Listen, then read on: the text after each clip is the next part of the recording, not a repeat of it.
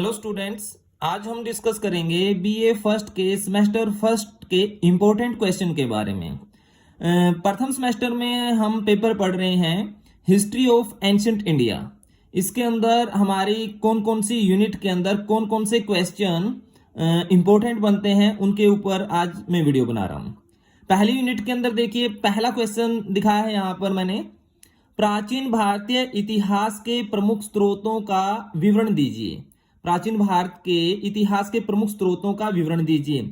जो प्राचीन भारत के इतिहास के प्रमुख स्रोत है, धार्मिक स्रोत है, ऐतिहासिक स्रोत है जिसको लौकिक स्रोत भी कह सकते हैं, पुरातात्विक स्रोत है और विदेशियों का वृत्तांत है।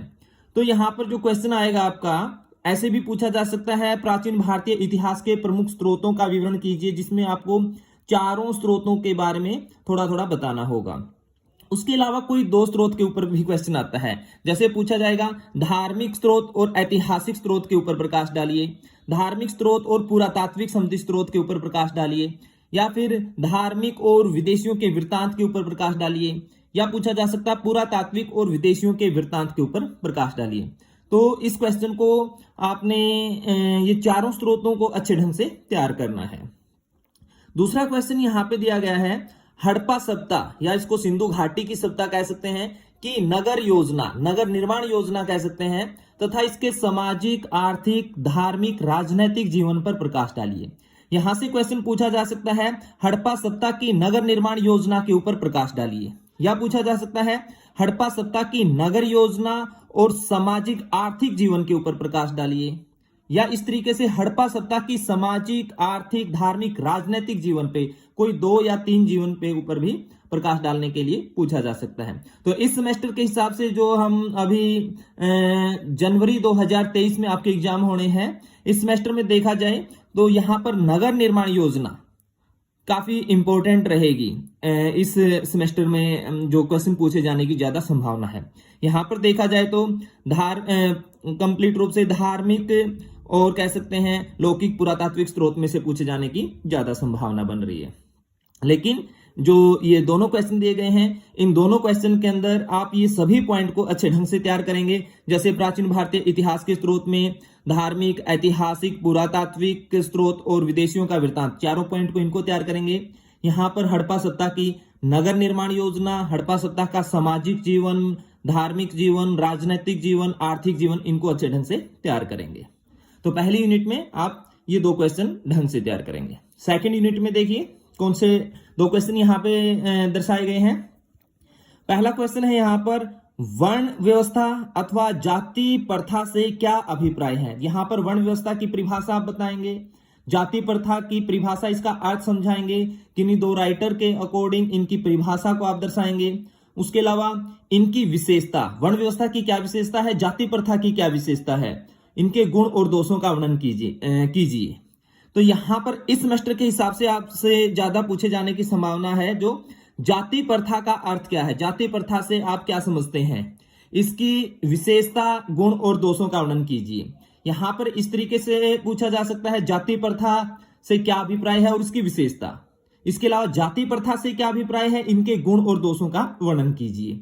वर्ण व्यवस्था और जाति प्रथा से क्या अभिप्राय है, इनकी विशेषता। इस तरीके से यहां पर क्वेश्चन आ सकता है। उसके बाद नेक्स्ट क्वेश्चन देखिए, जैन धर्म व बौद्ध धर्म की शिक्षाओं पर एक निबंध लिखिए। यहां पर आप जैन धर्म पर क्वेश्चन आता है या फिर बौद्ध धर्म पे क्वेश्चन आता है। अगर इस सेमेस्टर के हिसाब से हम देखते हैं तो बौद्ध धर्म की पॉसिबिलिटी ज्यादा बनती है। तो बौद्ध धर्म, जैन धर्म का जो क्वेश्चन लिखेंगे, पहले इनकी भूमिका के अंदर, इंट्रोडक्शन के अंदर, जैसे जैन धर्म में महावीर स्वामी के आरंभिक जीवन के बारे में बताएंगे, बौद्ध धर्म में कह सकते हैं महात्मा बुद्ध के आरंभिक जीवन के बारे में बताएंगे, इनकी शिक्षाएं कह सकते हैं या फिर उपदेश भी कह सकते हैं इनको। इनकी शिक्षाएं और उपदेश के ऊपर निबंध आता है। तो प्रॉपर अगर शिक्षा ही पूछी गई है तो शिक्षा या उपदेश, वो शिक्षा ही दर्शाएंगे आरंभिक जीवन के बाद। कई बार क्वेश्चन आता है जैन धर्म या बौद्ध धर्म पर एक निबंध लिखिए, तो उसके अंदर महावीर स्वामी या फिर महात्मा बुद्ध, जिसके ऊपर भी क्वेश्चन पूछा जाता है, या तो जैन धर्म से पूछा जाएगा या फिर बौद्ध धर्म से पूछा जाएगा। तो पहले जो क्वेश्चन की शुरुआत करते हैं आप, उसमें इंट्रोडक्शन के अंदर उनके आरंभिक जीवन के बारे में बताएंगे, फिर उनका उपदेश या शिक्षाओं के बारे में बताएंगे। उसके बाद जो जैन धर्म या फिर बौद्ध धर्म का शीघ्रता से प्रसार जो हुआ था, उसके बारे में बताएंगे, जो जैन संघ बनता है उसके बारे में बताएंगे, या फिर जैन संघ का जो विभाजन होता है श्वेतांबर दिगंबर के अंदर। ऐसे ही बौद्ध धर्म की शीघ्रता के प्रसार का कारण, बौद्ध संघ जो बनाया जाता है उसकी सदस्यता कैसे ली जाती है, इसका जो विभाजन है हीनयान और महायान शाखा के बारे में आप बताएंगे। पर्टिकुलर अगर शिक्षा पूछता है तो महावीर स्वामी या महात्मा बुद्ध जिनके ऊपर भी पूछा जाता है, क्वेश्चन के शुरुआत में उनके आरंभिक जीवन के बारे में बताएंगे और फिर उनकी शिक्षाओं के ऊपर लिखेंगे आप। तो सेकंड यूनिट के अंदर आप वर्ण व्यवस्था या जाति प्रथा या फिर जैन धर्म और बौद्ध धर्म से एक क्वेश्चन आने की संभावना है। इस सेमेस्टर में देखा जाए सेकंड यूनिट में जाति प्रथा वाला क्वेश्चन और बौद्ध धर्म वाला क्वेश्चन ज्यादा इंपॉर्टेंट बनता है। तीसरी यूनिट में देखिए आप, तीसरी यूनिट के अंदर जो क्वेश्चन दिए गए हैं, पहला क्वेश्चन है मौर्यकालीन तथा गुप्तकालीन प्रशासन पर एक निबंध लिखिए। यहां पर प्रशासन व्यवस्था का यह क्वेश्चन बन रहा है, या तो मौर्यकालीन प्रशासन व्यवस्था पूछी जा सकती है या फिर गुप्तकालीन प्रशासन व्यवस्था पूछी जा सकती है। इसमें आप मौर्यकालीन है या कह सकते हैं गुप्तकालीन है, सबसे पहले केंद्रीय प्रशासन व्यवस्था के बारे में बताएंगे, उसके बाद प्रांतीय प्रशासन व्यवस्था के बारे में बताएंगे, उसके बाद जिला प्रशासन व्यवस्था के बारे में बताएंगे, स्थानीय प्रशासन व्यवस्था के बारे में बताएंगे, सैनिक प्रबंध के बारे में बताएंगे, गुप्तचर प्रबंध के बारे में बताएंगे। तो दोनों की प्रशासन व्यवस्था को, मौर्यकालीन और गुप्तकालीन प्रशासन व्यवस्था के क्वेश्चन को आपको तैयार करना है। इस सेमेस्टर के हिसाब से देखा जाए तो गुप्तकालीन प्रशासन व्यवस्था ज्यादा इंपॉर्टेंट बन रही है। दोनों ही क्वेश्चन सेम है, लेकिन सिर्फ आपको समझना है प्रशासन व्यवस्था के अंदर कौन कौन सी इकाइयां होती है। नेक्स्ट क्वेश्चन यहां पे दिया है, समुद्रगुप्त को भारतीय नेपोलियन क्यों कहा जाता है? इस कथन की विवेचना करते हुए समुद्रगुप्त की विजयों का वर्णन कीजिए। मतलब समुद्रगुप्त ने जो विजय हासिल की थी, उत्तर भारत के 9 शासकों को पराजित किया था, दक्षिण भारत के 12 शासकों को पराजित किया था, 8 राज्यों को पराजित किया था, उन विजय की वजह से डॉक्टर वी.एस. स्मिथ ने कह सकते हैं इनको भारत के नेपोलियन की संज्ञा दी थी। उस क्वेश्चन को आपको तैयार करना है। नेक्स्ट देखा यहाँ पर, गुप्त काल को प्राचीन भारतीय इतिहास का स्वर्ण युग क्यों कहा जाता है? बड़ा इंपॉर्टेंट क्वेश्चन है। यहां पर अगर देखा जाए तीसरी यूनिट में गुप्तकालीन जो लेसन है आपका वो बहुत ही इंपॉर्टेंट है। वहां से एक क्वेश्चन आपको एग्जाम के अंदर मिलने की पूरी संभावना रहेगी। उस लेसन को अच्छे ढंग से तैयार कीजिए।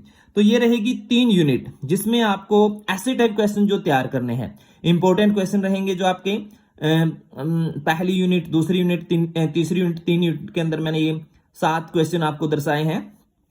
उसके अलावा देखिए मैप वर्क के अंदर, मैप वर्क में पहला क्वेश्चन है, अशोक के साम्राज्य का विस्तार स्तंभ व शिलालेख भारत के मानचित्र के ऊपर दर्शाइए। इसकी वीडियो अपलोड की हुई है, उसको आप देख सकते हैं। कनिष्क के साम्राज्य का विस्तार, यानी भारत के मानचित्र के ऊपर कनिष्क के साम्राज्य को दर्शाइए।